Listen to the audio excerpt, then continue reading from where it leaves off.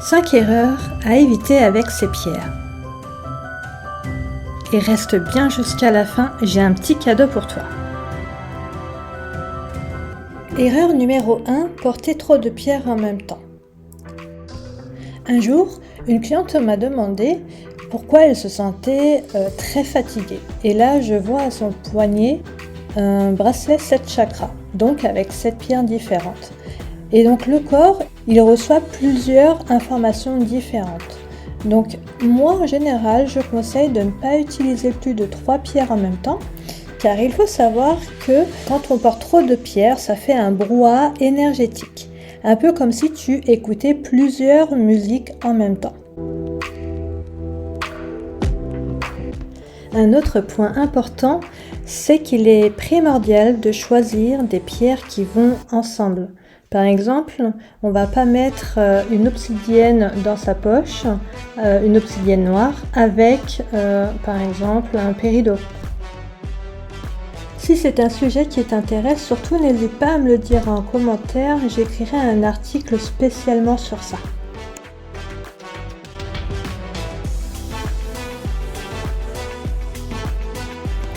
Passons maintenant à l'erreur numéro 2, celle de ne pas créer de lien avec ces pierres. Certaines personnes pensent qu'une pierre est magique, qu'elle fait tout le travail toute seule, or c'est faux. Il existe plusieurs types de lithothérapie, la lithothérapie passive et la lithothérapie active. C'est un sujet dont je parle dans l'un des articles de mon blog. Erreur numéro 3, oublier de purifier et recharger ces cristaux régulièrement. Une autre des remarques que je reçois, c'est quelque chose du genre « ma pierre ne fonctionne plus » ou « je me sens mal quand je la porte ». Alors comme expliqué plus tôt, les minéraux sont énergie et vibration. Quand tu les utilises, il se passe comme un échange énergétique. En nous transmettant ces vertus, les pierres se chargent de notre, entre guillemets, mauvaise énergie.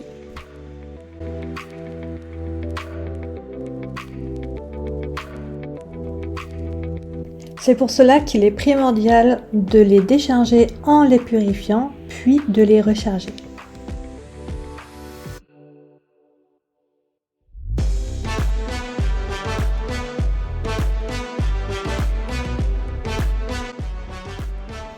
L'erreur numéro 4, c'est de porter ses bijoux de lithothérapie lorsque le soleil est trop fort. Si tu ne le sais pas encore, certaines pierres naturelles peuvent changer de couleur, comme l'améthyste par exemple, et pâlir lors d'une exposition trop prolongée avec un soleil trop fort. Et il faut faire attention aussi parce que certaines peuvent même brûler la peau, un peu comme le cristal de roche, qui peut faire un effet loupe, et c'est pareil pour certains alliages qui entourent les bijoux. D'ailleurs, je te donne en bonus la liste des pierres à ne pas exposer au soleil. Et il faut savoir que certaines pierres ne supportent pas également l'eau.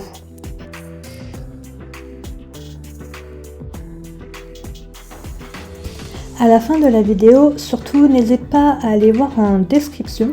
Je t'ai mis tous les liens de chaque article dont je fais la mention.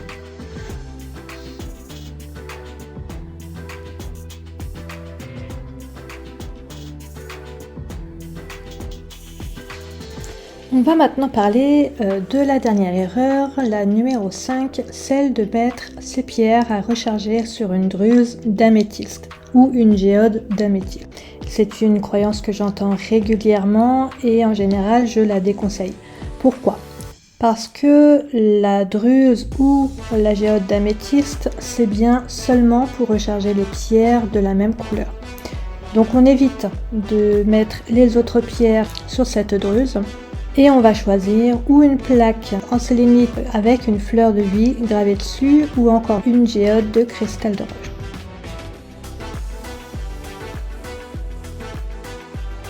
Et comme promis, je finis cette vidéo avec un joli cadeau.